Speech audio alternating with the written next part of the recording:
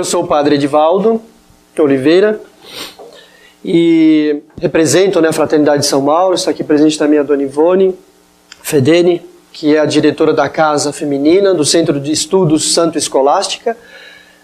O nosso trabalho faz parte do nosso trabalho o apoio a projetos de fundação de colégios católicos. Aqui a Associação São José de Anchieta, em Recife, está promovendo a fundação de um colégio. Começa, se Deus quiser, no ano que vem, não é isso, Antônio?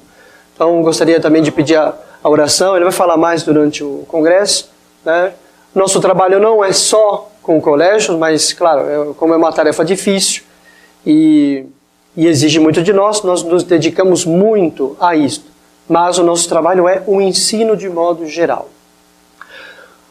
As nossas palestras, os nossos congressos, eles vão numa linha geral. A finalidade da Fraternidade de São Mauro é a educação para a contemplação. Ou seja, ver Deus nos livros que Ele nos legou. O mundo foi criado pela palavra de Deus. É pelo mundo que nós temos a primeira notícia de Deus. Deus fez o mundo para ser conhecido. Depois do pecado original, pela dificuldade que se deu no ser humano, a dificuldade de intelecção, essa leitura, vamos usar sempre esses termos analógicos, ficou complicada, ficou dificultada, Adão ficou ignorante e transmitiu essa dificuldade aos seus descendentes. Por isso nós temos necessidade de colégio para aprender. E Deus nos legou a Sagrada Escritura, que é um segundo livro, e num terceiro momento, Nossa Senhora é um livro também, porque a obra sempre é parecida com o seu autor, é reflexo da perfeição do seu autor. Então o mundo é obra de Deus, reflete sua perfeição. A Sagrada Escritura é a palavra de Deus, reflete a perfeição de Deus. E em Nossa Senhora se deu a encarnação total da palavra de Deus. Então nós existimos, enquanto Fraternidade de São Mauro, para ajudar nesta leitura dos livros que Deus nos deixou. Embora a gente não vá tratar diretamente desta doutrina, esse congresso ele se insere no obstáculo que nós podemos encontrar nesta leitura da verdade de Deus. Qual é o posicionamento que nós vamos ter diante destes livros? Ou o posicionamento que nós vamos ter diante do ser? E, tomando este caminho errado, nós vamos ver, nós não vamos chegar a esta contemplação, essa visão de Deus. Senão nós vamos chegar na morte, na destruição do nosso ser e numa felicidade, numa infelicidade completa. Então aqui tem uma bibliografia, depois poderia passar, havendo interesse, Claro que não é só isso, são livros mais imediatos que eu li, que consultei, para fazer este esquema, este esboço de aula. O antropoteísmo não é um tema fácil, vocês vão ver.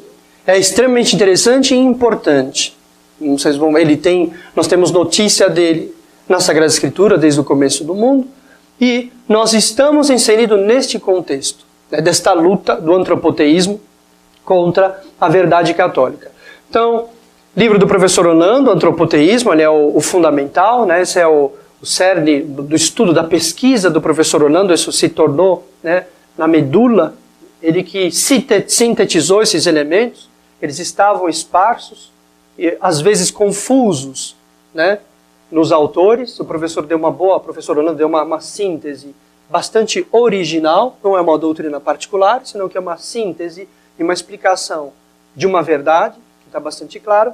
Tiago Sinibaldi, está cortando um pouco aqui a imagem, ele tem um nome para cá, está aqui Tiago Sinibaldi, Elementos de Filosofia, que é importante. Tonar também, que é um tomista, um autor de filosofia. Padre Leonel Franca, Monsenhor Gherardini, sobre o Concílio Vaticano. Cardeal Biot, alguma coisa sobre o liberalismo. E este Rodrigo Guerra, a condenação do mestre Eckhart, com as doutrinas místicas, com as heresias do mestre Eckhart. Vou deixar aqui a serpente, para vocês verem, porque nós elegemos como símbolo, o título do congresso, a língua bífida da serpente.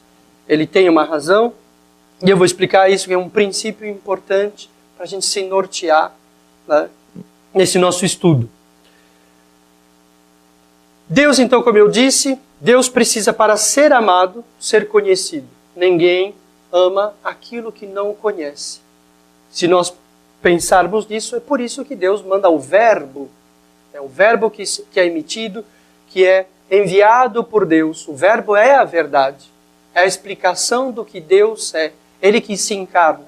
Para quê? Para tornar Deus conhecido. Porque ninguém pode amar aquilo que não conhece. Tá certo? Então é importante, isso está no cerne também do nosso modo de ser e está no cerne da nossa religião. A nossa religião é a religião da palavra encarnada, da verdade encarnada, do verbo. É pelo verbo que nós temos acesso a Deus. Nosso Senhor disse, eu sou o caminho, a verdade e a vida. A vida eterna consiste na eterna contemplação de Deus. Deus é uma verdade, né? De tal grau que por toda uma eternidade nós não vamos esgotar o conhecimento sobre Deus. E conhecer é a nossa bem-aventurança. A visão beatífica, se vocês prestarem atenção, é nesse termo que a doutrina católica usa para se referir à graça especial do céu, é uma visão. São Tomás explica e tira de Aristóteles, que era pagão, né? Visio est quaedam causam amores. A visão é, pois, causa do amor. É o conhecer que produz o amor. E São Tomás tira a conclusão. Ele aplica esta verdade entendida por Aristóteles. Ele aplica. Deus, então, portanto, quanto mais conhecido, quanto mais perfeitamente é conhecido, mais perfeitamente é amado. Vamos inverter a equação, que é importante também. Deus, quanto é menos conhecido, menos amado. O que nós devemos fazer para amar mais a Deus? Se trancar em casa e cozer-se em sentimentos? Ir para a igreja, pular, bater palma? Não. Vamos ser bem francos. Não é isso. Nós precisamos de um maior conhecimento de Deus, né? Isso caberia especialmente aos padres, da homilia, que estudassem, que se preparassem para traduzir, por favor, esta alta teologia, o conhecimento de Deus que é complexo, traduzir em termos mais acessíveis ao povo. Essa que é a função. Deus diz para um dos profetas, eu acho que é para Jeremias, que Deus tenha pena do povo, porque o povo morria de fome. E os santos padres, explicando este texto, diz o seguinte, que esta pena que Deus tem é dos profetas ou dos mestres que não traduziam a doutrina em linguagem compreensível, como a mãe pega a carne e amassa e faz a papinha e o filho pode comer. Assim o mestre deve pegar a verdade complexa e colocar em exemplos, em parábolas e comparações, como fez nosso Senhor Jesus Cristo, fazer uma papinha para nós, entende? Porque Deus, o povo morria de fome, porque não conhecia Deus e não amava a Deus, não entendia a doutrina. Isto é 100% catolicismo. Nós não vamos amar a Deus. Nosso sentimento é uma coisa secundária, né, no processo da devoção ou do amor de Deus. É bom que a sensibilidade acompanhe a razão, mas se ela não acompanha, isso não diminui em nada o ato da nossa vontade, o ato da nossa inteligência e do nosso amor. Eu dou sempre o mesmo exemplo. A mãe que levanta de madrugada, ou que não dorme durante a madrugada, para amamentar o filho. Ela levanta com o cansaço. A sua sensibilidade não vem 100% com ela para se dedicar ao filho, entende? Ela não está propriamente gostando fisicamente de fazer aquilo, mas o amor está presente, inclusive pelo sacrifício da sensibilidade, que aí ela é regrada e dirigida para este ato de amor. Tudo bem? Então a sensibilidade ela é uma coisa que é bom que ela acompanhe e ela não é essencial. Não confundir amor com sentimento. Não é isto. Né? O amor é uma doação. Bem, então nós para amarmos a Deus precisamos conhecê-lo. E esse foi o plano de Deus desde o começo. Por isso Deus fez o mundo. O mundo é parecido com Deus. Se nós tivermos em mente o texto de São Paulo, a Epístola aos Romanos, as qualidades invisíveis de Deus se fizeram visíveis depois da criação. De modo que, mesmo os pagãos são... Tudo bem, Salve Maria, bom dia. Que mesmo os pagãos são inexcusáveis se pode ver Deus por meio das criaturas. As perfeições infinitas de Deus se fizeram visíveis na criação. O mundo é imagem de Deus. Vendo a grandeza do mar, o mar tem um tipo de grandeza, uma grandeza por extensão, eu compreendo que Deus é infinito. Vendo a altura e o peso das montanhas, eu compreendo que Deus tem uma potência, um ato, um poder de agir muito grande, uma outra grandeza, que Deus está nas alturas. O Senhor diz, Pai nosso que está nos céus. Tudo bem? O mundo reflete a Deus, há inúmeras imagens, eu não vou por esse caminho, senão a gente fica só nessas analogias e não vamos avançar nesse conteúdo. Eu quero só que vocês tenham presente isto, pelo mundo, Adão conversava com Deus na brisa da tarde. O que quer dizer isso? Adão lia perfeitamente aquilo que Deus era nos seres criados. Conversava era isso, porque Deus tinha dito para Adão uma palavra que era na altura de comida de criança, ou seja, as criaturas, né, elas são uma representação abaixo, inferior a Deus, proporcional a Deus sempre, e proporcional ao nosso nível, e Adão podia ver Deus nas coisas criadas. E este plano de Deus vai ser combatido pelo demônio. A gente vai ver a origem do antropoteísmo, ele tem consequências, ele vai se transformar numa filosofia, numa teologia, numa arte. Nós não vamos ver tudo isso. A gente viu no congresso anterior sobre arte, né? Esta doutrina enquanto filosofia e arte. Tá certo? Bem, o demônio então vai se opor a este plano de Deus. O plano de Deus é que a realidade o represente, faça um papel de interface e de mediadora entre Deus e os homens. Deus é uma luz inacessível, a qual nós não podemos ver com a nossa inteligência. Há uma imagem disso, né? Eu falei que o mundo criado está cheio de símbolos. Por exemplo, a nossa incapacidade para conter a luz do sol. Mesmo essa luz aqui vai me incomodar se eu ver aqui para frente. Eu vou começar a não ver, vejo tudo manchado.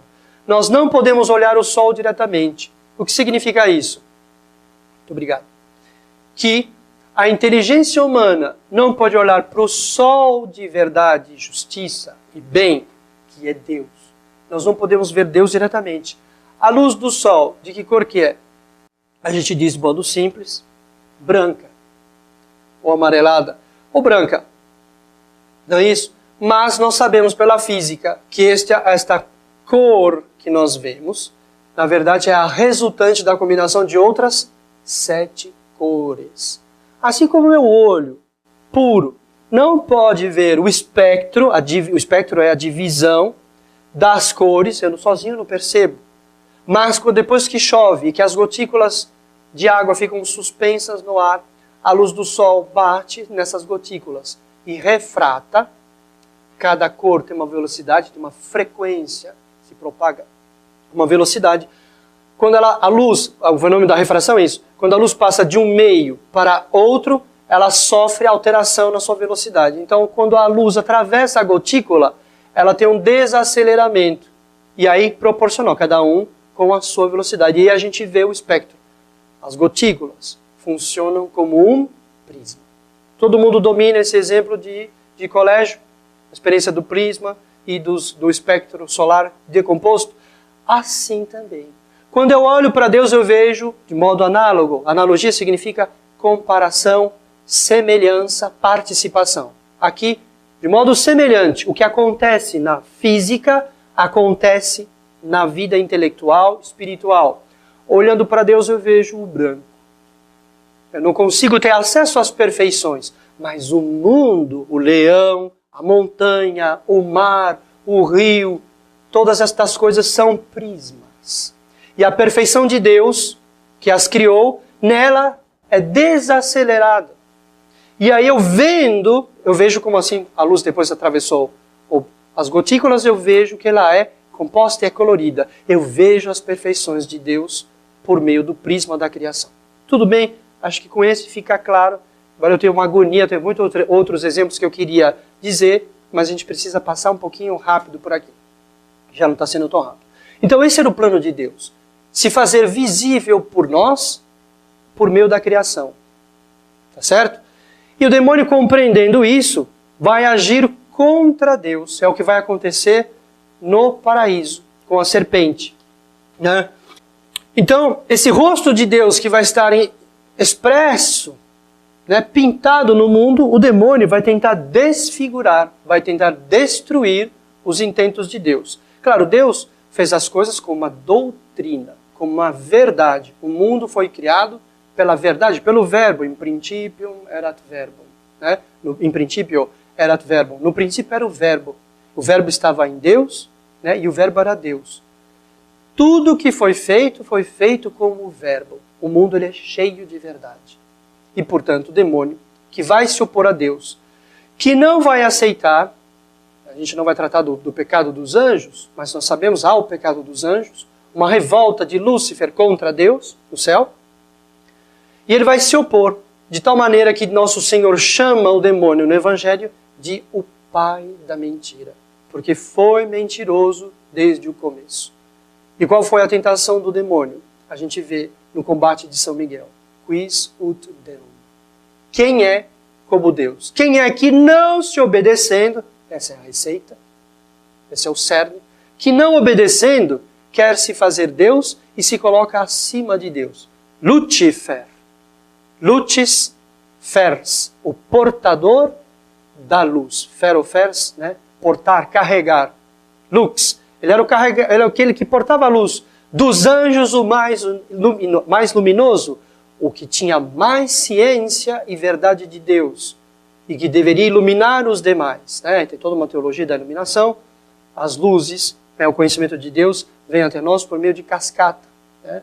Deus transborda sua ciência aos serafins, que transbordam depois para os querubins, aos 9 coros angélicos, e também isso se dá de modo análogo no mundo. Mas o importante é que Lúcifer vai trair a sua missão, e ele vai se transformar, por isso, no oposto, no oponente de Deus. Deus tem um verbo, uma verdade, um filho. O demônio, por ódio, ele vai fazer tudo o contrário, porém imitando a Deus. Deus tem um filho, o demônio vai ser o pai da mentira. Né? Nosso Senhor Jesus Cristo vai nos deixar uma doutrina, e o demônio vai também, ao longo da história, e isso nos importa, entra na nossa matéria, vai ao longo da história, né, engajando, alistando homens para a sua religião, para o seu exército, para o seu combate. E Deus, nosso Senhor, tem uma doutrina, tem uma verdade, a verdade é sempre una, é sempre a mesma, e o demônio não. Ele vai ter exatamente qual é a doutrina do demônio, que nós vamos ver neste congresso. O antropoteísmo, que tem esse nome. Antropos é homem, theos é Deus. Antropoteísmo é a religião do homem. O homem que se faz Deus. Tá bem? Isso como introdução, e mais uma coisinha só. Existe um fenômeno que se dá, né, na vida, na história, que é importante vocês marcarem para não serem enganados por este fenômeno. Nós temos que tomar cuidado. E o professor Orlando descrevia isso, e muito bem, muito claro, como um movimento pendular, que vai ser a tática da serpente com o antropoteísmo. Então eu queria muito que guardassem isto. Depois eu falo da língua bífida, que é simplesmente uma aplicação deste princípio, desta verdade. Né? A simples passagem de um ponto errado para o seu oposto não é suficiente para que nós estejamos na verdade. Tá certo? O movimento pendular se dá entre extremos. E o demônio produz esse movimento na nossa alma, na sociedade, nas sociedades e nas fases da história. Depois vocês vão poder pensar e ver que isto é verdadeiro, constatar isto. Eu dou um exemplo muito simples. Existem 2 defeitos opostos. A avareza e a prodigalidade. Prodigalidade poderia ser generosidade, mas eu aplico no sentido das escrituras, que é o filho que gasta, o perdulário. Certo? O esbanjão. A avareza é um vício. A pessoa mesquinha, ela não dá nada, ela concentra tudo para si. E a prodigalidade, que é o vício oposto. Eles são opostos entre si. E o que o demônio faz? Torna a pessoa avarenta. Quando ela percebe que a avareza é um defeito, a pessoa ela tem a tendência de fazer o contrário, não é isso? E ela oscila até o oposto. Qual é o sofisma? Não serve simplesmente o oposto de uma coisa para ela ser boa. Não adianta ela ser unicamente o contrário. É o que se dá com o comunismo e o misticismo, que engana os católicos de direita. Fala, esse congresso é contra a direita, então será que eles são comunistas? Não. Porque se apresenta uma falsa direita, coisas opostas ao materialismo, tá certo? Do comunismo. Como aquilo é oposto ao comunismo, basta. Então se a pessoa é boa, se ela ataca o comunismo, ela é boa. Então eu vou votar nesse candidato porque é contra o comunismo. E ele também é favorável ao aborto. Tá certo? Qual é o sofisma? O equilíbrio aqui está na economia, na temperança, na virtude da economia, que está no centro. O demônio nunca deixa a coisa parar no centro, senão que faz ela oscilar e desejar sempre o oposto. Ele sempre empurra. Você não está contente? Agora passa para esse lado. A pessoa fica panteísta. O panteísmo não esgota, a pessoa vê que... Bom, eu estou me adiantando um pouco. Deixa. Tudo bem? Então esse movimento pendular, ele é um artifício, ele é produzido na sociedade. A gente fica no liberalismo, na democracia, que é tudo uma bagunça, uma corrupção, e passamos a desejar um regime totalitário, que sei eu, apresenta o militarismo como a solução, porque pelo menos tem ordem, tem lei, tem disciplina. É o contrário, entende? É um erro oposto. Não que isso seja bom.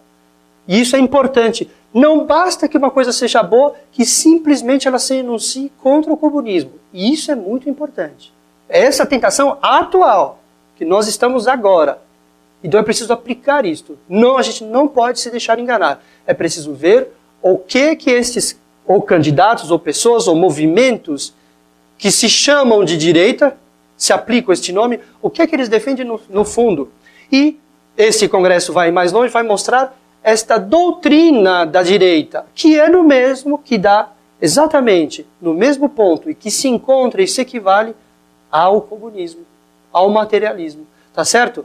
Materialismo, né? Ou comunismo, materialismo e gnose, ou materialismo e misticismo, são duas faces de uma mesma moeda. Se eu estou andando na linha do abismo, aqui está o equilíbrio. Se eu exagero para o materialismo, eu caio no comunismo. E se eu exagero para o espiritualismo, para o irracionalismo, claro que a razão não compreende tudo, mas se eu digo a razão não compreende tudo, logo não compreende nada, eu caio no misticismo, caio na gnose. O que está embaixo da corda? O abismo. O que está embaixo do comunismo? O abismo. O que está embaixo da falsa direita? O abismo. Esse que é o ponto. Tudo bem? E o demônio está sempre nos... Conforme o tipo de pessoa que nós somos dados mais a materialidade. Poderemos ser mais sensuais. Os homens, nós temos corpo e alma. Uns vão tender mais a esta parte do seu ser, ao corpo. Outros, mais a parte mais nobre do seu ser, que é a inteligência e vontade. Vão ser mais soberbos. Para os mais soberbos, o demônio oferece a gnose.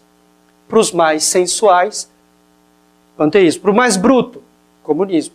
Para os mais sutis, a gnose. Dois erros opostos, ambos levam para o abismo. Tá certo? Ambos são negação da mesma verdade. Isso é importante. A língua bífida da serpente é isso, né?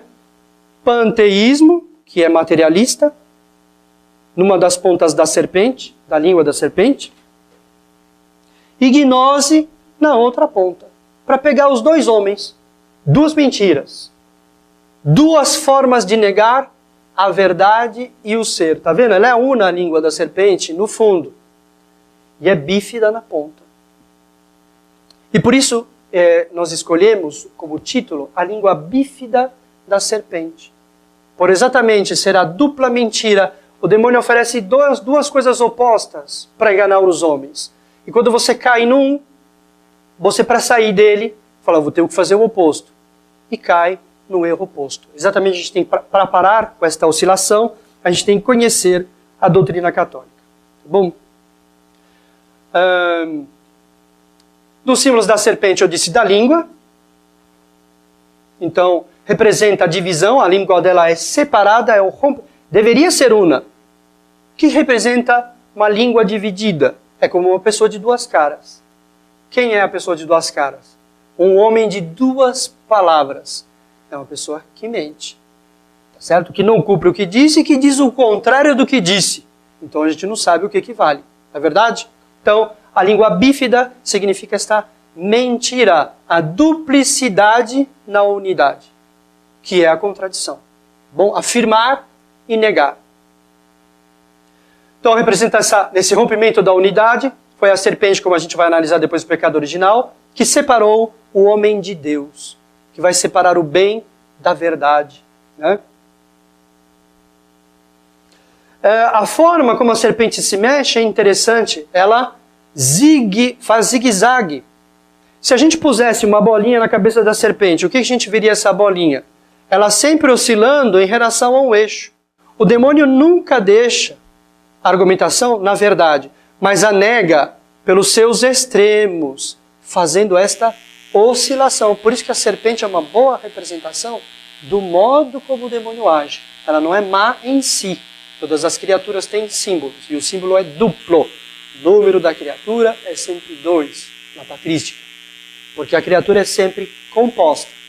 Se somos nós, de corpo e alma. Se são os anjos, de essência e existência.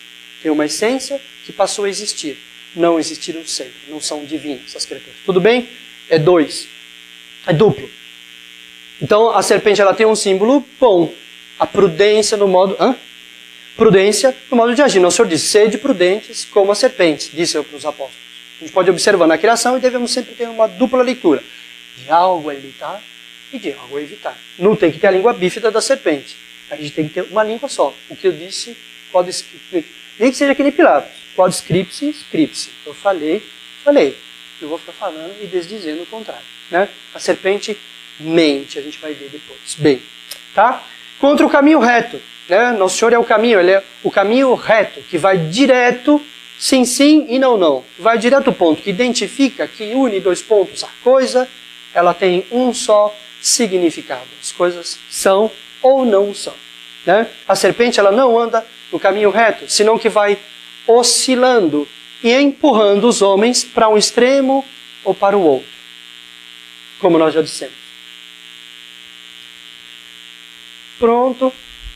E o ataque dela, que é sorrateiro, que é por trás, no calcanhar, uma parte fraca e baixa nossa. A serpente não foi tentar Adão no paraíso, mas foi tentar, pelo seu lado, a humanidade, por meio de Eva. Certo? Não foi diretamente atacar a Adão.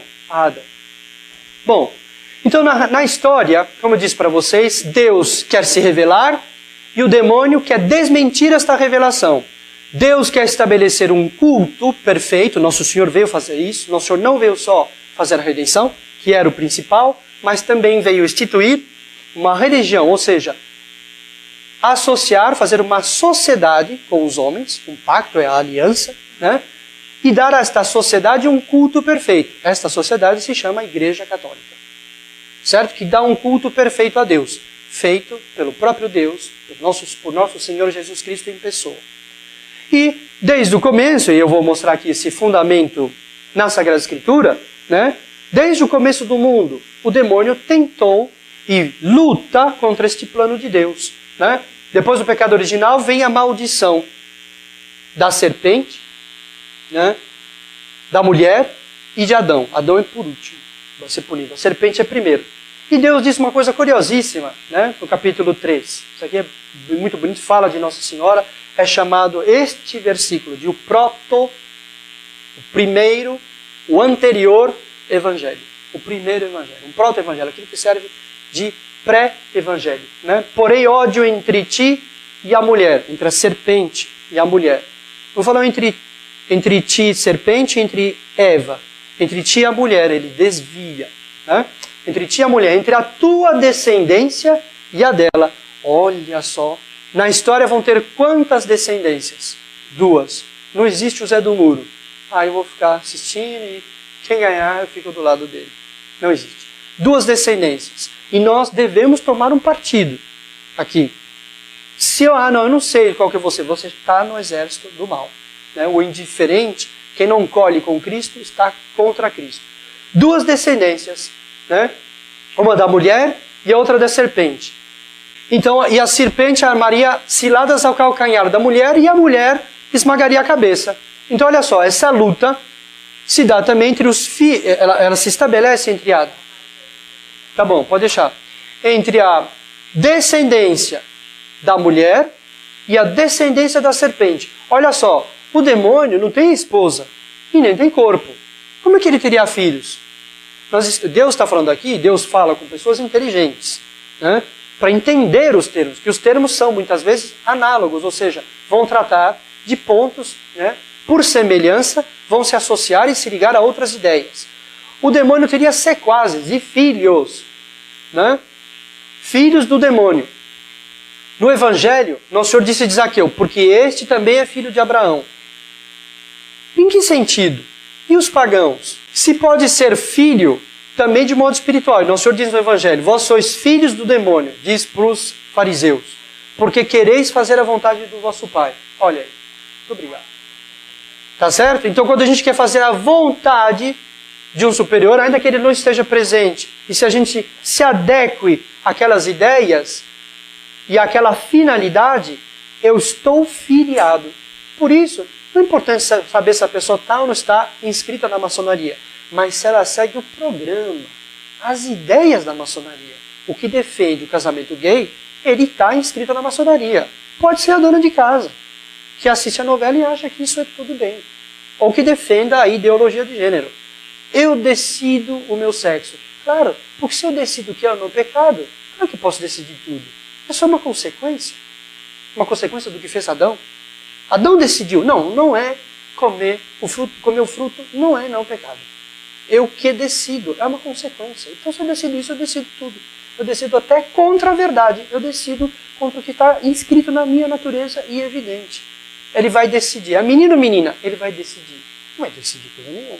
Depois que a gente toma a decisão, a vontade de Deus continua lá.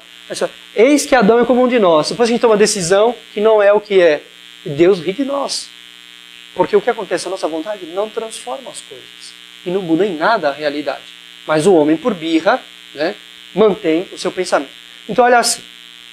Então, essa luta que eu estou dizendo, Deus tem um plano na história e o demônio vem para negar este plano. Aparece também no Apocalipse. São João fala, né, conheço a tua tribulação e a tua pobreza, mas és rico, né, em graça e santidade, aqui é um comentário, uma glosa, e és caluniado por aqueles que se dizem judeus e não são, antes são uma sinagoga de Satanás. Mostrando que há, ao longo da história, uma organização religiosa com uma teologia. Os maus têm uma teologia. Mesmo os ateus têm uma teologia. Certo? Há uma teologia que liga todos os homens na história a esta doutrina, uma filiação. Então o demônio, isso aqui é importante, isso é uma primeira conclusão, que nesta luta entre Deus e o demônio é astuto. Ele era o ser mais perfeito abaixo de Deus. E Deus se organiza na história como a igreja, como a religião. O demônio, por inveja, vai fazer uma estrutura paralela. Nas tentações de Cristo, nós vemos claramente isso. O demônio, quando vai tentar Cristo, qual é a última tentação? Eu te dou fama. Não, ele tentou de fama quando mandou Cristo se jogar do alto do pináculo. O demônio falou o que para ele? Tudo isso te darei, mostrou todos os reinos do mundo. Ele tinha um reino, era tudo dele. Cristo não desmentiu. Falou, é mentira, isso não é seu. Pelo contrário, disse, todo mundo está posto, o mundo inteiro está posto no maligno. Essa sociedade dos homens que a gente vai ver. Tá certo? O demônio tentou a Cristo dizendo o quê? Se prostrado me adorares. O que ele queria? Culto. Qual é a máxima coisa que ele queria obter com a ação dele? Ser adorado. Estar no lugar de Deus. Tá? Então só há duas religiões na história. Deus disse para Adão e Eva, desde o começo do mundo, haveria somente duas descendências. Homens que se filiariam ao demônio, homens que se filiariam a Deus por meio da mulher. Não é este o nosso tema, mas essa mulher nós sabemos que é Nossa Senhora. Cristo aplica o título a ela nas bodas de Caná. Mulher, o que temos eu e tu com isto? Ou o que há entre mim e ti? Alegando que não era chegada a hora dele fazer milagres ainda. E por pedido de Nossa Senhora, ele faz, ela é a mulher. Não há nenhum desprezo, senão que Nosso Senhor aplica o título profético a ela. Ele está nos mostrando. Na cruz ele vai repetir para São João, Filho, eis aí tua mãe. Mulher, eis aí teu filho. Ela é a mãe da descendência de Deus. Os filhos de Deus são, ao mesmo tempo, filhos de Nossa Senhora. Então, a luta entre essas duas ideologias, duas doutrinas. Mostrei na Sagrada Escritura. Isso aparece, eu vou dar muito resumidamente, também nos Santos Padres e vou unir a doutrina da Igreja. Aqui é Leão XIII, comentando o Santo Agostinho. Né? O pecado de Adão não vai ser um ato isolado em Adão, ele vai ter consequências metafísicas, ou seja, no campo de pensamento da filosofia, que é o máximo que o homem pode produzir, do ponto de vista de conhecimento natural, e teológicas, o que o homem pode conhecer a respeito de Deus, né, pensando, aceitando a revelação. Tudo bem? O pecado de Adão tem consequências filosóficas, intelectuais, para traduzir em termos miúdos, né, tem consequências. E vai ter consequências sociais. Nosso Senhor, Deus disse para Adão, a descendência da mulher é a descendência do demônio. Haveria uma sociedade de homens maus e, portanto, uma sociedade má. E é isso que Nosso Senhor condena como mundo na Sagrada Escritura. O sol, as estrelas, o mar, as montanhas continuam sendo bom. Os bosques, né? Mundo, nesse sentido de sociedade produzida pelo homem com base nesta religião do homem. Nossa Senhora. Estão me mostrando aqui os 30 minutos. Olha o meu tempo aí que eu não sou atrasado. Então o Papa Leão XIII diz isso, né? Na Humano Genus, do gênero humano. O gênero humano, após sua miserável queda, né, de Deus, esse afastamento de Deus, o pecado, Deus, o Criador e doador dos dons celestes, pela inveja do demônio, separou-se em duas partes diferentes e opostas. Ele está falando dessa descendência, vou resumir aqui, o texto dele que é interessante, pode procurar depois na encíclica. Ele vai citar Santo Agostinho, é clássico, Santo Agostinho, o amor de Deus, o amor do homem por si mesmo, levado até o desprezo de Deus. Lembra essa receita do pecado, né? O pecado é aversio a Deus e converso ad criatura. Aversão a Deus e inclinação, conversão à criatura. Então, o amor de si mesmo, levado até o desprezo de Deus, levou o homem a fazer a cidade do homem. E o amor de Deus, levado até o desprezo de si mesmo, levou o homem a fazer a cidade de Deus. Então, tem quantas cidades neste mundo? 2. Certo? São 2 organizações, 2 cidades. Isso é que se chama, genericamente, de maçonaria. Pouco importa se é de cunho racionalista ou místico. São secretas, são organizações humanas, postas para destruir, no fundo, a igreja. Se é Rotary, se é Lions, que no mínimo não interessa. Isso é bobagem. Só que é coisas, distinçõezinhas que se põem para enganar as pessoas. De vez em quando eles queimam uma lista. Olha, fulano, cardeal era maçom, tal cardeal. Né? Tal bispo era maçom. Tem por aí. Diáconos maçons. E que falam bem, que desconhecem a excomunhão. Tem uma excomunhão para o católico que se filia à maçonaria. Está excomungado, não é mais católico. Ele não pode se confessar, se pegar o padre, o pároco dele e ir lá se confessar. Esse pecado tem que ser com um confessor especial na diocese. Normalmente seria reservado ao bispo. Porque junto com a confissão tem que estar uma instrução. O bispo delega esse poder para outros padres. Tá certo? A pessoa não pode nem, me arrependi. Tem que ir lá, é um pecado gravíssimo pertencer à maçonaria. Bom, 2 cidades, 2 amores, 2 religiões, 2 descendências, e o que nos interessa aqui, 2 doutrinas. Que às vezes tem um viés político. O viés filosófico, como eu falei, ela vai se expressando, vai se traduzindo em outras coisas, vai tendo consequências o pecado de Adão. Isso que é importante nós guardarmos aqui. Bom, tá aí. Então, 2 religiões, o catolicismo e o antropoteísmo. Sendo que o antropoteísmo é bífido. Ele tem 2 lados para nos enganar. Quando eu aceitei um erro e começo a perceber que ele está errado, o demônio me oferece a outra face que é oposta, aparentemente, né? E me faz oscilar entre 2 erros sempre, não deixando com que a gente permaneça na verdade. Então, o antropoteísmo é a religião do homem. Aqui está Nosso Senhor no presépio. O catolicismo é a religião de Deus que se fez homem. O socorro vem do alto. A iniciativa vem de Deus. O homem não pode fazer um ato que o supera. O homem não pode fazer algo para salvar a si mesmo. Nós podemos cooperar com a redenção que Deus nos dá. Para que Deus se fez homem? Para salvar o homem. O homem precisava ser salvo. É passivo a coisa. Meu espírito exulta de alegria em Deus, meu Salvador. Mesmo Nossa Senhora tem Deus por Salvador. O dogma da Imaculada Conceição, ela foi redimida na previsão, por antecipação. Ela foi salva também. Então a religião católica é de caráter transcendente. As palavras são importantes guardar. Por quê? Porque o antropoteísmo vai virar modernismo no Vaticano II. Isso é muito importante. As mentes dos padres conciliares estavam cheias desta doutrina. E ela vai ganhar um verniz e uma formulação cristã. E o antropoteísmo se chama, no meio católico, modernismo. Certo? O antropoteísmo nos seus dois aspectos, de panteísmo ou gnose. O antropoteísmo é a religião do homem que se faz Deus. É o homem que se diviniza, né? Autossalvamento e autorredenção. Vocês estão vendo aqui elementos de gnose. Salvação pelo autoconhecimento. É a tomada de consciência de que eu sou divino é que me salva. E o comportar-me como um divino. O que é comportar-se como divino? Não tem mais lei nem verdade. Anomia e irracionalismo. Relativismo. Nomos é lei em grego, né? Fica chique falar em grego, né? As pessoas falam para confundir. Não é nada. Nomos é grego, né? É regra, lei. Anomia, sem lei. O homem vive sem lei. É hoje, é o homem moderno. Sem mandamento, sem missa no domingo. Ninguém manda em mim. Eu não tenho limites.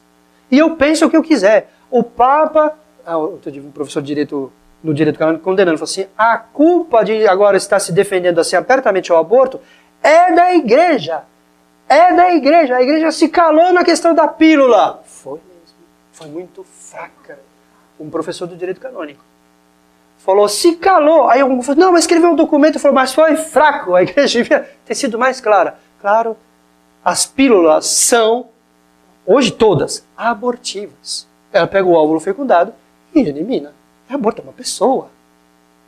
Quando Nossa Senhora chegou grávida de 3 meses, Nossa Senhora, a Santa Isabel disse o que para Nossa Senhora? De onde me vem a grande honra de ser visitada pela mãe do embrião?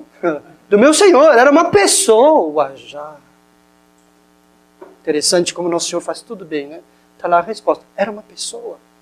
Então, porque a igreja se calou lá, nós estamos agora discutindo um crime, uma coisa que é óbvio, que é horrível, né? Bom, autossalvamento, então o homem toma consciência de que ele é Deus. Eu decido se eu sou homem, se eu sou mulher, eu decido se esse ser vai nascer ou não. É nazismo, é a mesma coisa, é nazismo aplicado. Quem vai viver? Eugenia. Quem vai viver, quem não vai viver? O homem decide. É o homem pondo-se no lugar de Deus, né? Tomando as decisões como se fosse Deus. Caráter imanente. Deus está em mim. Ele está no meio de nós. Perdão. Né? É ruim, assim, não é nem tradução. É uma doutrina nova. Ele está no meio de nós, é uma doutrina nova. Porque não explica como. E aí dá margem, né, a muitas ambiguidades. Só não dá margem à verdade. Mas para o erro, dá. Né? Então, autossalvamento, Deus é imanente. É um aflorar da divindade no homem, que aí tem os meios de fazer isso, né? Falso, tudo isso aqui é falso. Mas é interessante essa oposição. Antropoteísmo, a religião do homem que se faz Deus, do homem que se diviniza.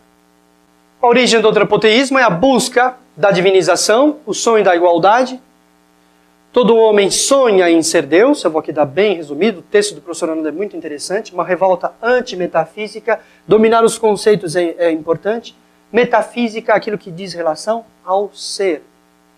Tá certo? Antimetafísica, contra o ser, do modo como eu vejo o ser, contra o ser de Deus e contra o ser que Deus me deu, que é um ser limitado. Porque Deus me fez não conseguindo olhar para o sol?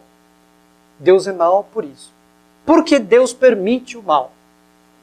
Por que existe o mal se Deus é bom? É a grande pergunta, né, que o homem se faz. Então, a origem do antropoteísmo, essa religião do homem, nasce dessa revolta contra o superior, desse desejo de igualdade do homem para com Deus. O homem quer ser igual a Deus e não aceita a sua condição de criatura. E quando a gente não devia pensar isso, né? O filho não deveria pensar que eu não sou igual aos meus pais. E ao invés de pensar que bom que os meus pais se sacrificaram para que eu existisse. Porque uma criança, primeiro que ela não vem ao mundo sozinha. E nem permanece no mundo, não sobrevive sem uma união estável. Ele precisa da mãe e precisa do pai. Precisa de ambos que não vão viver a vida para si, para que ele tenha a vida. É isso que ele deveria pensar. E a conclusão seria de imensa gratidão. Bom, então esta é a causa, essa revolta, quando o homem se revolta contra a sua condição de criatura, ao invés de ser grato a Deus, né, essa revolta ela tem consequências, porque nós nos revoltamos com o nosso ser. E nós somos intelectuais, a gente precisa justificar os próprios atos. Então, imediatamente segue ao pecado, para alguns menos, para outros mais, a justificação. O homem ele tem necessidade de uma explicação. E como aquilo que ele fez não combina com a realidade, então ele faz uma agressão a tudo, ao próprio ser e à realidade. Ele precisa de uma outra antropologia e de uma outra realidade. O pecado não funciona com o mundo que Deus criou, certo? Então vai gerar uma outra metafísica, uma outra visão de Deus, uma outra teologia, vai ser totalmente uma outra religião.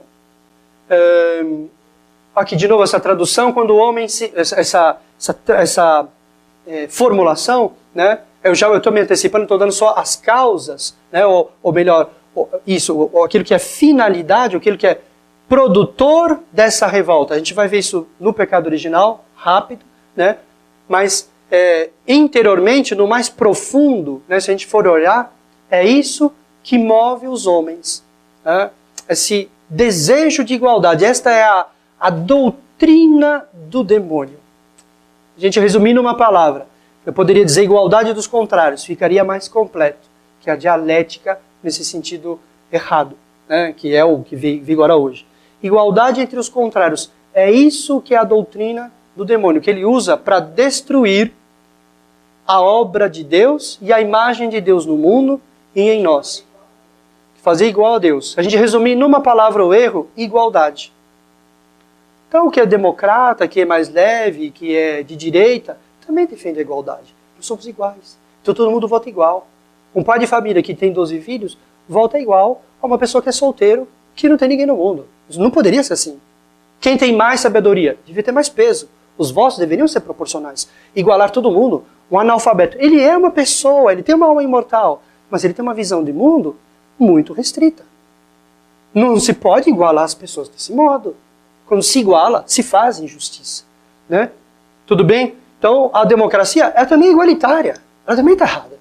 Né? Nesse ponto. É uma forma legítima, mas vai ter os seus erros.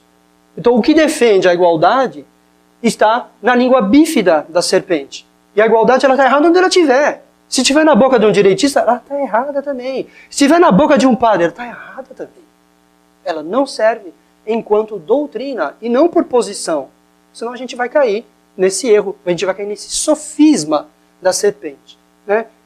Aquilo que o comunista afirma, eu não aceito. Mas se um direitista fala, então tá bom. Não. Tá certo? Tá errado também. Então a gente olha para a doutrina. Se revolta desta forma, né? Quando um homem se revolta desta forma, contra as limitações de conhecimento e de vontade, eu não posso conhecer tudo. E nem a minha vontade pode querer tudo. Quem é casado e quem não é casado não pode desejar a mulher de outro. Eu não posso fazer tudo que eu quero. Meus desejos estão aqui sob controle pela lei de Deus, porque é melhor. Porque se fosse assim livre, a sociedade ficaria instável. Seria a destruição da sociedade. Teria crianças nascendo odiosas. Né? Filhos que não são de casamento legítimos. Ninguém ia assumir essas pessoas. Né? Bem, contra suas limitações materiais, ou seja, eu estou aqui e não posso estar em São Paulo, contra a sujeição a qualquer prova, né? Deus nos submete, né, a provas para que nós melhoremos, para que, posto em dificuldade, a nossa fé, nossas virtudes se desenvolvam. É como pôr a criança no chão e deixa, ela não vai andar, mas ela tem que fazer força para engatinhar. Se ela fizer isso, tem consequências cerebrais. O cérebro dela não se desenvolve. Esse esforço de engatinhar faz ela ter esforço para respirar, o aparelho respiratório se desenvolve, o cérebro é mais oxigenado e se desenvolve com aquele esforço que é pequeno. Tá certo? Deus sabe, é uma necessidade nossa. Então as provações vêm dentro da sabedoria de Deus, que nos provam para nosso desenvolvimento. Bom, revolta contra qualquer sujeição e qualquer prova, ele pode chegar ao ponto de negar toda a ordem ontológica, ou seja, a ordem dos seres. Está uma escala, né? Dos minerais, para os vegetais, animais, para os homens, para os anjos, até Deus. Negar, né, toda esta ordem de ser e procurar em si mesmo, ou seja, lembre, para eu chegar até Deus, Deus fez o mundo, que é uma espécie de escada, como diz São Boaventura. Né? Uma escada, a escada de Jacó, de contemplação. Eu vou de verdade em verdade, meu conhecimento vai aumentando, até eu ter uma noção de ser capaz de assimilar formas mais elevadas. Né? Fazer relação entre ideias mais nobres e mais perfeitas, até eu poder fazer um passo e pensar, puxa, Deus é a causa de toda esta ordem. Mais ou menos como eu vejo todas umas engrenagens, né, de um relógio, tudo funcionando, uma coisa suíça. Eu falo, puxa, que coisa inteligente. Né? Eu deduzo, eu chego à conclusão de que quem fez aquilo é inteligente. A mesma coisa com o universo. Né? Mas para a gente chegar lá, tudo que a gente tem que saber, o que tem que saber de biologia, se estuda uma célula, a perfeição que tem dentro de uma célula. Né? Estava brincando outro dia com os alunos, não tem guarda de trânsito, né? E as organelas que estão lá trazem aminoácidos para dentro delas e sintetizam numa certa coisa. A fita de DNA, estão todas as receitas químicas estão escritas no DNA. Mas o DNA do meu estômago faz suco gástrico. E o DNA, a célula do meu olho produz lágrimas. Já pensou se fosse o contrário? Produzisse ácido? Quer dizer, tudo ordenado e não tem ninguém regendo. Tem uma batuta. Cada coisa está encaixada e funcionando como devia. Quem encaixou essa engrenagem microscópica? Não é verdade? Então, quando o homem se revolta contra tudo isso, né, e vai procurar em si mesmo ser contingente, ou seja, que não é divino, que não é causa de si mesmo, mas que é criado, a solução para todas as limitações. Em si mesmo ele terá a fonte de todo conhecimento, em si mesmo encontrará a força que o coloca acima do bem e do mal, então eu posso fazer as coisas conforme eu decido, gozando assim de uma liberdade absoluta, vencendo toda a angústia moral. Então o antropoteísmo vem dessa revolta contra a própria limitação, querendo, sonhando com uma igualdade, né, para com Deus. E aí vem o pecado original dentro desta ótica, né? Ele que é a raiz, ele que vai dar um modo de pensar. Adão vai ser um pai de uma doutrina, estimulada, cara, soprada pelo demônio. Bom, eu vou resumir o pecado original. A serpente se apresenta então como serpente, o demônio se apresenta como serpente no paraíso, está junto da árvore proibida, ou seja, no limite que Deus tinha estabelecido para o homem. Adão compreendia o que significava a árvore, no centro lá, ou no paraíso, e que ele não podia comer do fruto. Significa que o ser de Adão era limitado e não podia tudo o que ele queria. O fruto, estava lá dito que era o fruto do conhecimento do bem e do mal. Deus pôs uma representação do que Adão tinha claro interiormente. Eu não posso conhecer o bem e o mal. Que bem? O sumo bem, que é Deus. E o mal? Porque o mal não tem ser. O mal é a ausência de bem. Não tem uma substância para a qual a inteligência se aplica. A inteligência vê essa cadeira, essa carteira, né? Porque tem braço.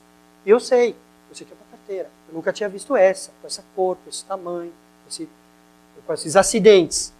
Mas eu sei que é carteira, sei que isso é cadeira. Eu sento aqui. Não vou escrever aqui, não vou achar que é uma escrivaninha. É cadeira. Ela tem alguns aspectos que diferem de outros, mas ela tem a mesma forma. A inteligência vai na substância e penetra a verdade que ela tem. O mal não tem substância nenhuma, então não tem o que pegar. Não tem o que entender. Tá certo? Então, Adão sabia que ele não podia conhecer o mal, porque não é ser. e o sumo bem, porque Deus é infinito e excede a sua capacidade de compreensão. Sabe perfeitamente. Tudo bem? Então estava lá este limite do ser. E a serpente está ali. Quando Eva se aproxima, ela faz uma mentira. Porque ele é o pai da mentira. Porque Deus proibiu de comer todos os frutos. Então está aqui, Deus proibiu de comer aquele. Todos os demais eram proibidos. Então ela vai para um extremo, tá vendo? Ela não é reta, ela é a serpente. Deus proibiu. Não, Deus não proibiu de comer todos. E a serpente mas ele proibiu, ela falou, mas peraí, você disse que proibiu de comer todos. E não é verdade. Tchau. Acabava a conversa, né? Aí ela pega de um outro, aí vai fazer outra afirmação. Ela falou assim, não, mas Deus proibiu, porque ele queria a conversa. Queria que ele chamar a atenção. Né? Deus proibiu, porque ele sabia que no dia que vocês comessem, vocês seriam como Deus. Sereis como deuses. A promessa. Aí, e agora? Tinha uma coisa que ela não podia rebater assim. Era verdade que Deus tinha proibido de comer alguma coisa? Era. Qual não era a verdade? A razão pela qual Deus proibiu. A razão pela qual Deus proibiu é uma razão boa, que eu não posso entender. A criança vai pôr o dedo na tomada. O papai fala, não põe o dedo na tomada. Não põe o dedo na tomada. Vai ficar, porque tem a corrente elétrica. A criança pode entender? Não. O que o pai tem que fazer pura e simplesmente? Proibir. E se ela insistir em pôr o dedinho lá? Ela vai apanhar. Não é verdade? Por que ela apanha? Por um mal menor. Evitar um maior. Óbvio. É por amor. Esse ato é um ato amoroso. Deus nos proíbe. Tem coisas que a gente não pode tirar todas as consequências. A gente poderia pensar que existiria o antropoteísmo porque Adão comeu o fruto proibido.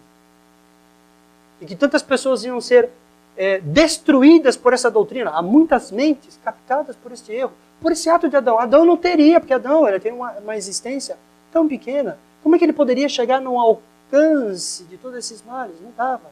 Deus só podia proibir. Porque quando a gente vai contra o que Deus manda, só dá desastre. Câncer já é ruim no corpo.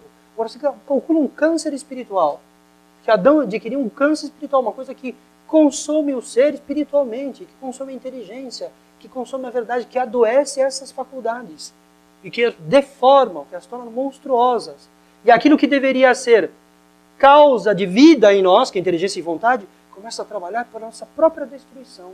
É um próprio câncer, que não vai dar para a gente chegar. Vocês vão ver, mas é a inteligência trabalhando pelo mal, pela destruição dos homens. É o que o demônio fez. Né? Então sereis como Deus. Aí ela falou, puxa, e agora? Aí ela ficou, quem disse a verdade? É um dilema.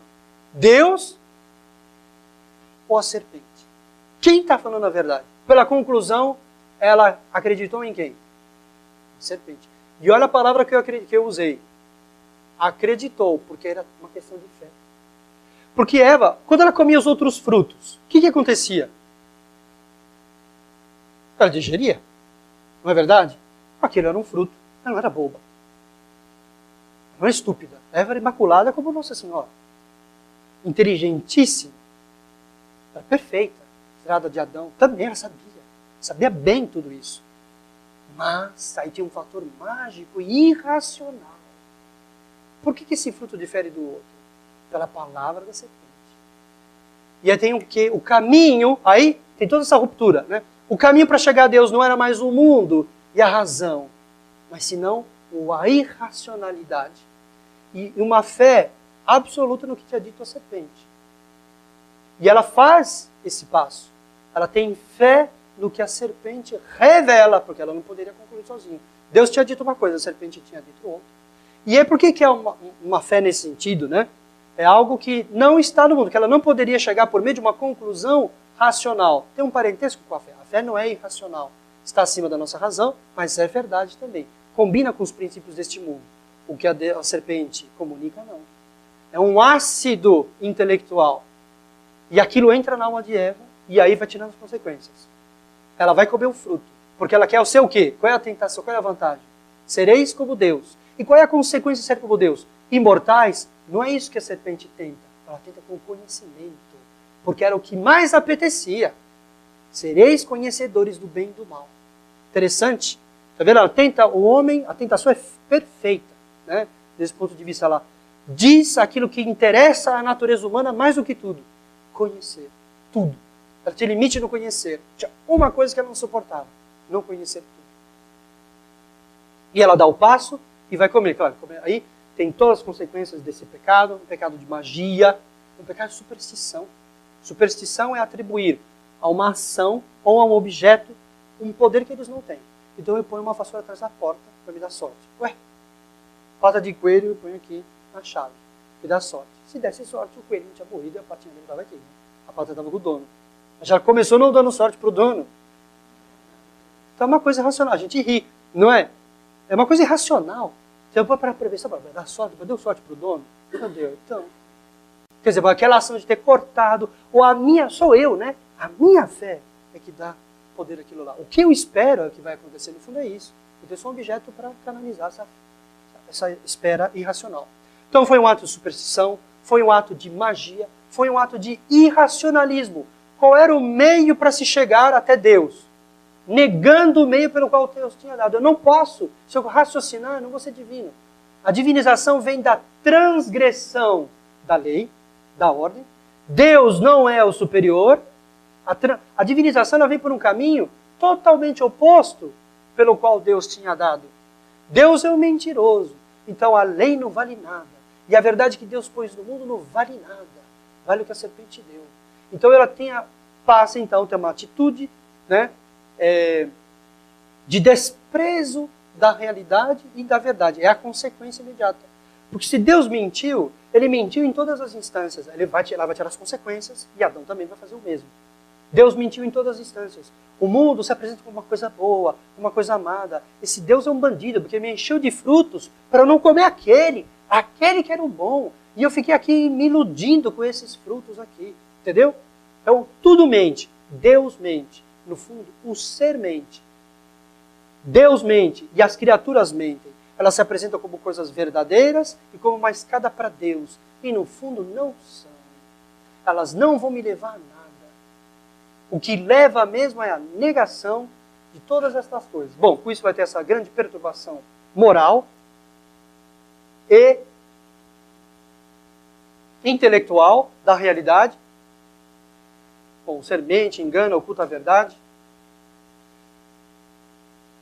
Adão desconfiou de Deus, então perdeu-se toda a confiança, rompeu-se o pacto com a realidade. A realidade me engana, então eu fico nesta defesa contra a realidade. Bom, o pecado de Adão então foi uma renúncia, né, ao intelecto e à verdade. O ver Deus no mundo não é o caminho para realmente possuir o ser. É tudo uma ilusão. Aquilo que estava criado, que se apresentava como bom, era uma ilusão. Não tem as coisas, não tem verdade. Então, Adão vai fazer uma renúncia, o professor vai analisando, né? E é muito cogente, uma renúncia ao intelecto. O meu intelecto não é capaz de me dar Deus. É mentira. A libertação, né, é uma libertação de Deus. Deus disse aquilo para não comer, porque no fundo Deus queria me privar de um bem. Eu estou privado de um grande bem enquanto me submeter a Deus, seja pelos seus mandamentos, seja pela sua palavra de verdade. O caminho consiste nessa emancipação de Deus, né, para ser como Deus. A serpente criou um falso Deus, né? O pecado de Adão foi um pecado antimetafísico, ou seja, contra a ordem intelectual posta por Deus nas coisas. Não é esse o caminho para se atingir a verdade das coisas. O caminho é outro, esse caminho subversivo. Essa que é a verdadeira lógica. Porque senão, se Adão continuasse obedecendo a Deus, comendo os frutos ali no paraíso, nunca ele teria sido divino. Deus me manteria aqui enganado. Lógico, veio um pensamento de uma grande maldade de Deus. Veio para Adão, antes de cair, uma grande amargura. Deus não é infinitamente bom, nem infinitamente mau, invejoso, porque não me deu a parte igual na divindade, a igualdade.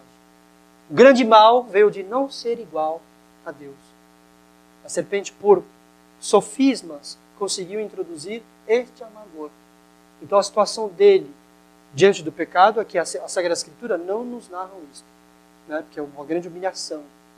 Mas foi esse grande amargor de pensar né, tudo aquilo que ele tinha de doçura, quando Adão despertou, né, daquele sono de não ser, com a consciência de tudo que tinha recebido, né, o primeiro olhar para o que Deus tinha feito, para o mundo e para si mesmo, uma doçura inefável, a sensação da bondade de Deus infinita, porque ele veio, claro, como nada ele não podia se ver, né, mas ele sabia que Deus era seu Pai, que Deus tinha comunicado um ser a ele, que não merecia e não tinha feito nada para isso. Então, toda aquela doçura, aquela gratidão por Deus, esmagada pela mentira da serpente. Então, um amargor proporcional à doçura com a qual tudo começou. Né?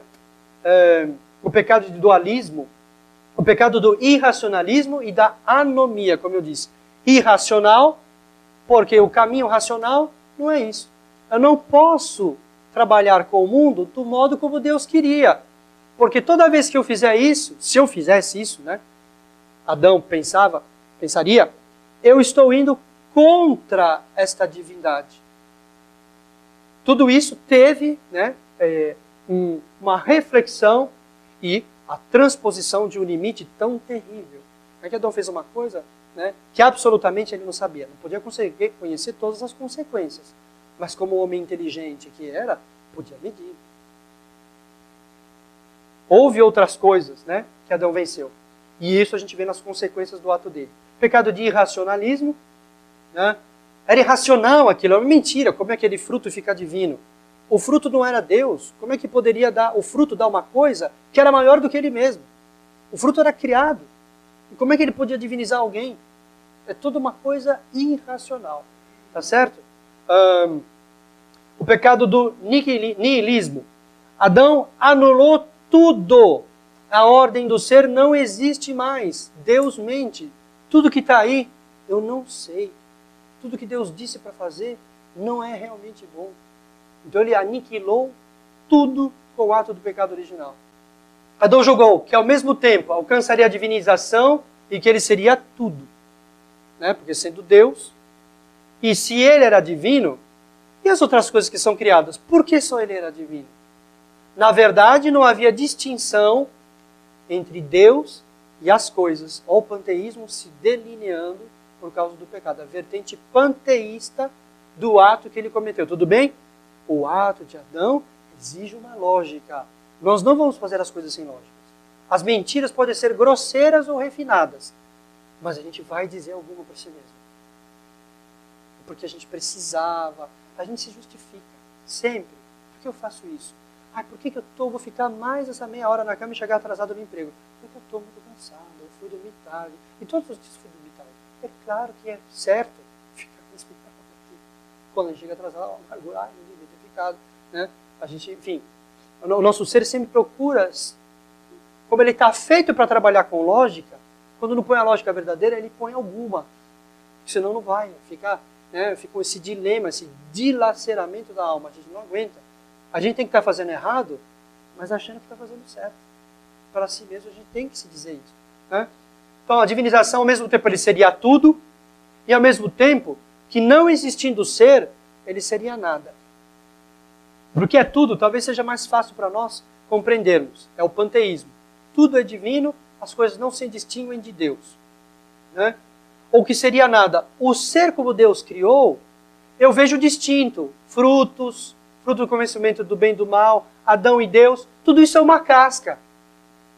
Na verdade, não existe o ser tal qual eu vejo. O ser é nada. Porque é no nada que todas as diferenças terminam. Tudo bem? É o nada que é a divindade. Eu tenho que aniquilar o ser, a ordem que Deus pôs. Então eu tenho que destruir tudo. Daí eu chego na divindade. É a gnose. É o budismo. Está errado querer, está errado pensar. Então você faz fórmulas que você repete até você se libertar da razão. Ou a bebedeira, ou a droga, ou o prazer em excesso, enfim, convulsivamente, para anular a razão. Porque é a razão que põe distinção em todas as coisas. Se o ser tal qual eu vejo é mentiroso, não há distinção entre Deus. Adão, para depois se comportar como Deus, você vê isso, não existe mais essa definição. Agora, eu estou aqui, agora eu sou Deus. Ficou Deus. Deus riu. Deus continua aparecendo para ele. E a serpente não mais. Tudo bem? O pecado de Adão exige como consequência lógica o panteísmo, por um lado, e a gnose, porque foi a picada que a serpente deu. Come o fruto. É comendo, é pelo corpo que você fica espiritual. De uma maneira irracional e ilógica, com mentira e desordem. Tudo bem? Aceitação disso como princípio vai ter as consequências. Você coloca um mau software lá, ele vai ser destrutivo, como se tivesse um vírus, né? É uma coisa que é inteligente, mas que não vai fazer uma coisa boa nas máquinas, senão que vai ter um princípio destrutivo. A serpente fez uma espécie de programação e que sabia que o homem não queria conseguir escapar disso. A gente só escapa se a gente crê em Deus. E essa era a saída. Para não cair no panteísmo e na gnose, tem que crer em Deus. Porque a gente não consegue medir tudo antes do ato. Falou, vou não. Quando a gente vai e se estrepa, fala, puxa, eu não devia ter ido. Mas aí, é tarde pelo mal. Porque a gente pode voltar atrás e se arrepender. Tá? Então, divinização, ser Deus. Igualando todas as coisas a Deus, porque Adão, quando se igualou, não tem jeito, tinha que carregar o mundo. É panteísmo. E quando aceitou o caminho racional, destruiu tudo. A distinção entre o ser não existe. A distinção. Então ele destrói o ser enquanto Deus tinha criado. Por um lado, o panteísmo, né? Toda a natureza se transforma divina. Por outro lado, gnose, né? A outra face da moeda, a divinização no nada.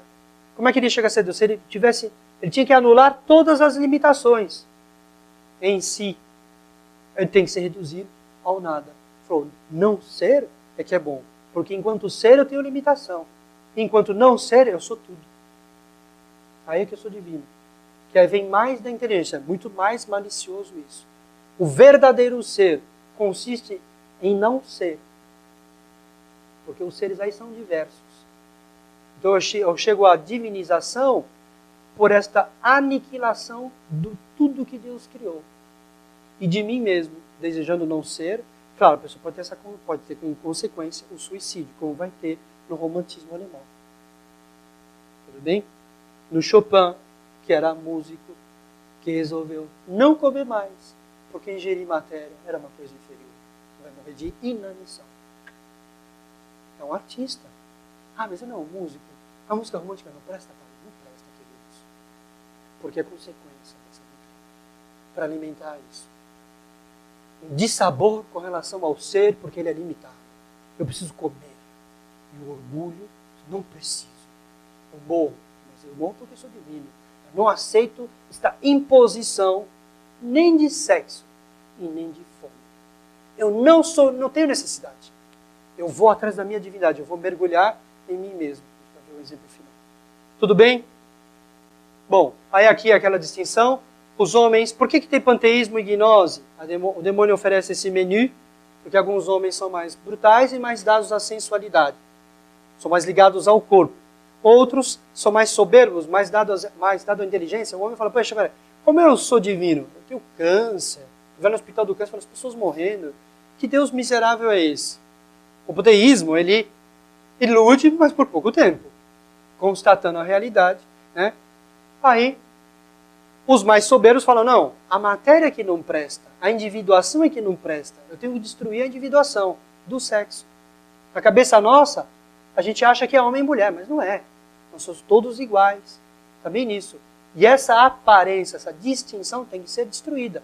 Mentalmente, por ideologias, tudo bem? Por leis, contra as evidências naturais. Tá bom? É a gnose.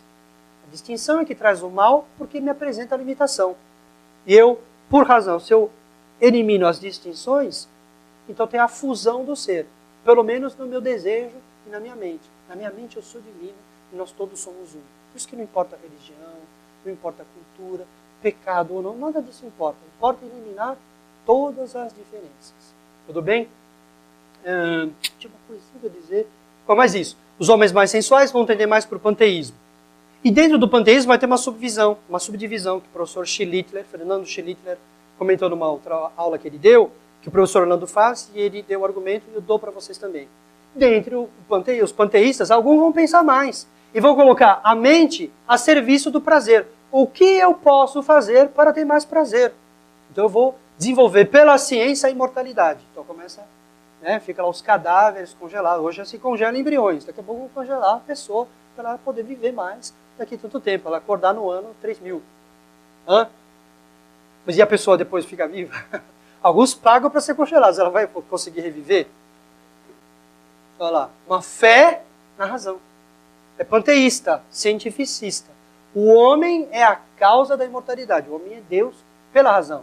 É o play center. Vai fazer o parquinho, a eterna diversão aqui, sem trabalho. É para o brasileiro isso aí, né? Sem trabalho, tudo bem. Hã? Não podemos ir para a conclusão, não. Você pode pedir, mas eu não posso ir. Você pode pedir à vontade. Então, essa divisão entre os homens e entre os mais soberbos também. Né? A mente na gnose também vai trabalhar pela destruição da inteligência. Que nós vivemos essa luta entre os dois partidos, entre os dois opostos na nossa sociedade.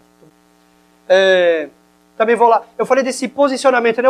Mas padre, o pêndulo fica oscilando entre dois opostos. Qual é o equilíbrio? O equilíbrio frente ao ser. É que o ser não é igual ao de Deus. E nem por isso deixa de ser bom. E porque não é igual a Deus, também não é que é anti-ser. Tá certo? Análogo quer dizer a resposta para a mentira da serpente. O ser que Deus criou é bom e é parecido.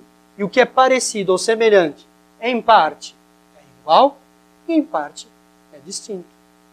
Tá certo? Tudo bem? Esse aqui é a posição no meio.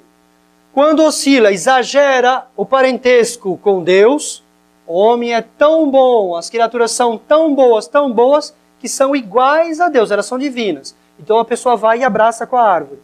E funde o espírito dela com o da árvore. Já ouvi no parque, em Minas Gerais, a pessoa abraçando a pedra, hein? Não estou brincando, não. Tem isso aí mesmo. Todo mundo é tão bom, aí a pessoa adota o gato, beija o gato. Os animais são bons, mas não devem ser tratados como pessoas. Isso é pecado. Tá certo? Unívoco. Exagero a semelhança, caio no panteísmo. No comunismo, no materialismo. A matéria é tão boa que é divina. O prazer é tão bom que é divino. Teologia do corpo. Tem consequências, hein? O êxtase é X coisa. Isso é dito por gente que até hoje é chamada de santa. Exagero do bem e do prazer. Não pode. Bom, se eu exagero as diferenças. Não, mas o homem é diferente. O homem é mortal. O homem é contingente. Eu exagero as diferenças. O ser criado é o oposto ao ser de Deus. E aí o demônio faz oscilar. Você vem para cá, eu sou oposto a Deus. Não, você vai para lá, então eu sou igual a Deus. Sou igual a Deus, sou oposto a Deus. Sou oposto a Deus. Vem oscilando na mentira da serpente. A resposta é a explicação que Deus São Tomás. São Tomás não inventou nada. São Tomás só disse com palavras coerentes e lógicas aquilo que a realidade expressa. Com a doutrina da analogia. É igual em parte e distinto em parte, sem oposição. Ter graus de perfeição não significa ter oposição. Umas coisas são mais perfeitas que as outras. São mais parecidas com Deus do que outras. Diferenças rapidinhas entre panteísmo e gnose. A gnose é irracionalista, intuitiva. Como é que eu conheço as coisas? Porque eu vou dentro das coisas. E por uma intuição que não é racional, não é por pensamento, por raciocínio ou silogismo. Todo homem é mortal. Sócrates é homem. Então Sócrates é mortal. Não é assim que eu entendo. Eu vou lá e capto a coisa por intuição. Né? Espiritualista, salientando mais o espírito que a matéria, condena o corpo. Chopin, que não queria comer, o corpo é mau. A reprodução é má, vamos abortar e vamos fazer casamento de homossexuais. Que é uma consequência, tá certo? Materialista, a matéria que é boa, o prazer, carpe diem, né? Carpe diem, aproveita, colhe o dia, vive para o prazer, né? Hoje esse dia não vai existir mais, aproveita a juventude. Para que virgindade? Isso aqui é tudo uma palhaçada. Vai prazer, namora mesmo, precocemente, não para formar família, mas para brincar um com o outro e para usar um do outro. Utópica, ela olha para o futuro, vai ter um dia que a sociedade vai desenvolver, né? A ciência vai achar a imortalidade, divinização pela razão, divinização pela negação da razão. Regressista, bom, é o passado, quer voltar para o anterior. Isso, o suspensorinho hoje, careca em cima, barbudo embaixo, tudo voltar para o antigamente. Porque antigamente que era gostoso. Ai, que gostoso. Porque o bom é não ser. O agora é que não presta. O futuro não é e o passado também não é. Os dois se equivalem no não ser. Está vendo a aparente distinção entre panteísmo e gnose? Um futurista deseja uma coisa que não existe. A insatisfação com o presente. WhatsApp, Facebook, videogames. Essa realidade não presta. Gostoso é o jogo, a novela, a mentira. Como disse um padre, amigo nosso, a mentira é muito mais suculenta. É verdade. Eu comecei a botar uma mentira, senão horrível. E vão embora atrás da mentira. Involutiva, que é regredir, regressiva, né? Ali, evolutiva, vai para frente. Tá certo? Busca o futuro. Darwin, tudo vai se evoluir. Mas você vê, é imanentista. A coisa tem um princípio dentro dela que vai buscar a divindade e a perfeição. Aqui é a regressão, é voltar para o começo. A busca do elo perdido, o santo graal, que sei eu. Tá certo? A felicidade está no passado, a felicidade está no futuro, a felicidade não está aqui, a felicidade está em não ser tal qual Deus nos fez. Otimista, aqui é pessimista, vai tudo errado, até uma catástrofe, a camada de ozônio está explodindo, está acabando, o mundo está acabando. Vai acabar amanhã, vamos sair correndo agora. É a bagarra da TFP. Anticósmica, né? O mundo é mau porque aprisiona a divindade. Isso aqui vai ficar para um deles dar o esquema da gnose, né? Aqui, ela é o quê que eu escrevi? Cósmica, é favorável ao universo, o Cristo total. Todo o universo forma Deus. Todas as religiões são constitutivas da verdadeira igreja. É só uma dedução de toda esta mentira. Ambas são ramos da mesma língua bífida, dialeticamente opostas. Só aparentemente opostas. Esse quadro é famoso por eu não dá-lo em todos os congressos. Aqui, como a gente passa de uma coisa a outra, a criatura é igual a Deus, só dou só esse, né? Então fica a imanência, porque a criatura contém já a divindade em si. A decepção, quando a gente percebe que não somos divinos, então não somos nada, se cai no niquilismo. E a gente poderia analisar vários pontos de doutrinas e filosofias por essa negação, se cai no excesso, depois o regresso de um excesso nos leva ao outro. Dá o número do demônio aqui, 666. E aqui realmente a gente vai terminar com essa aplicação. Né? Na antiguidade, antes de Cristo, não havia catolicismo, não havia doutrina aqui nenhuma. E vocês vão ver, 1 minuto eu tenho para explicar isso aqui, esse mito, né? A exemplificação. Aqui está Perseus e aqui está Medusa. Medusa tinha no lugar de cabelos serpentes, ela era uma deusa. E Perseus era um semideus, ele estava instruído pelos deuses, ele recebeu um escudo, né, bastante reflexivo, e que tornava, ele era muito brilhante por dentro, e tornava Perseu invisível.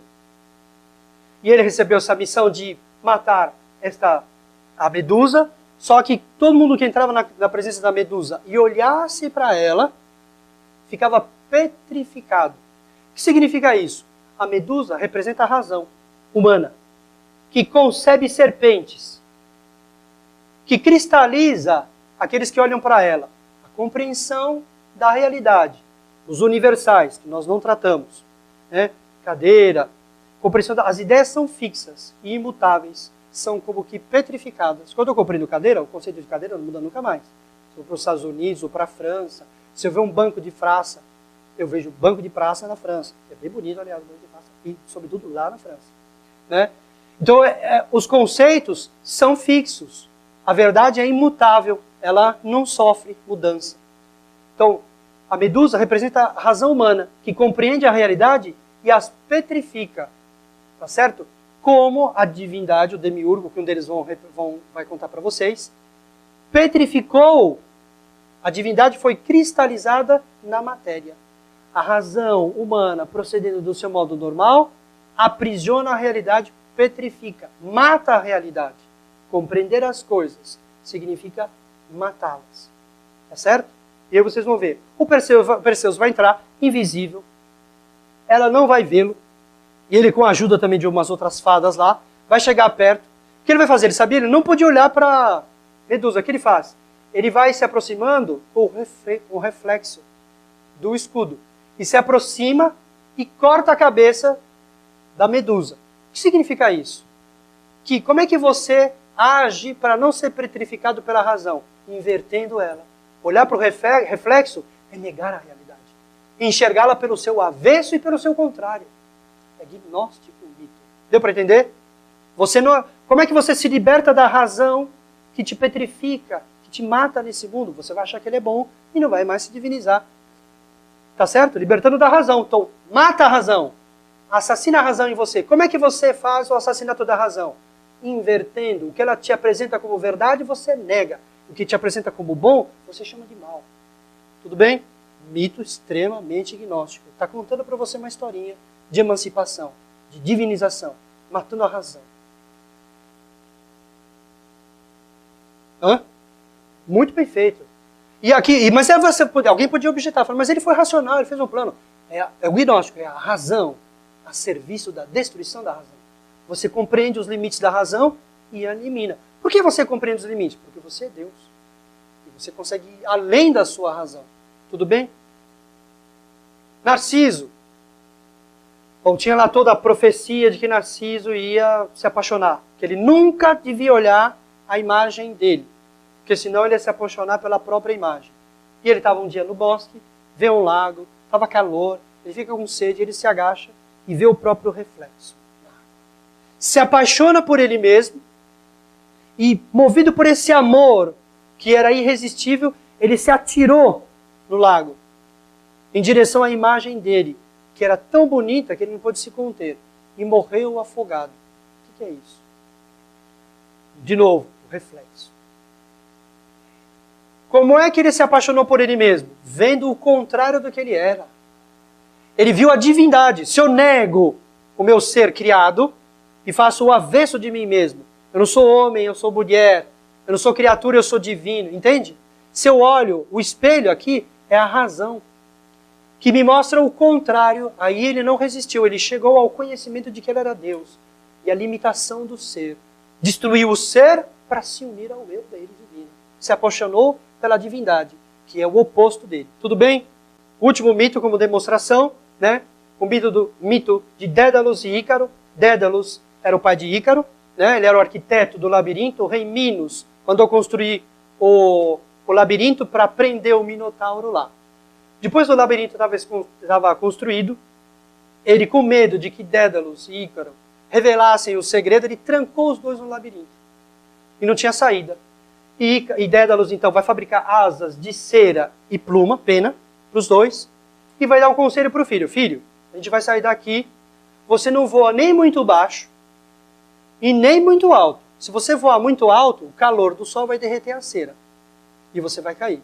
Se você voar muito baixo, a umidade da água do mar vai empapar as plumas e você vai cair também.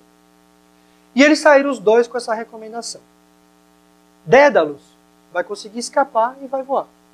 Ícaro vai voar alto. E vai acontecer o que o pai tinha dito. O calor do sol derrete a cera e ele cai. O que significa isso? O mundo é um labirinto feito por Deus. E que o homem fica procurando, achando que é bom. Enquanto ele raciocina e tenta, conforme as leis da razão, achar saída, ele vai ficar sempre perdido e sempre aprisionado. A saída do labirinto é por uma superação da razão, por um voo místico e irracional. De novo, ele fez as asas com a razão. Tá certo? O que significa não voar nem muito baixo nem muito alto? Não exagera na compreensão, porque senão ela vai te trair. Você não vai chegar a compreender tudo. Isso. É o Dédalus, né? O Dona Ivone vai tratar depois, e vocês podem guardar. Falou, não vai muito longe com a razão. Não confia demais na razão, porque ela vai te cair. E nem aplica a razão para compreender de novo o mundo. Voar abaixo da terra, né? Voar perto do mar, é ficar próximo dos prazeres outra vez. Próximo da materialidade. Deveria ter um equilíbrio. Não conceder muito à razão, né? Na compreensão da divindade, e nem se apegar no que ela tem de compreensão do mundo, das coisas inferiores. Não dedicar a nenhuma coisa e nem a outra. Tá certo? Usá-la nesse limite para ser anulado e ter esse voo místico escapar. Dédalus vai cair no mar. Aqueles que caem, né, que fracassam na divinização, que confiam demais na razão. Né? Aqui, o mito agnóstico e condenando essa ala racionalista mais positivista, né, que vai querer fazer tudo por meio da razão, vai ficar encantado com o que a razão pode fazer, falando, não se seduzam pela razão, porque senão, volta de novo, cai na matéria outra vez. E com isso eu realmente acabei. Ninguém tem pergunta, a gente fala por coffee break, é sempre se desespero.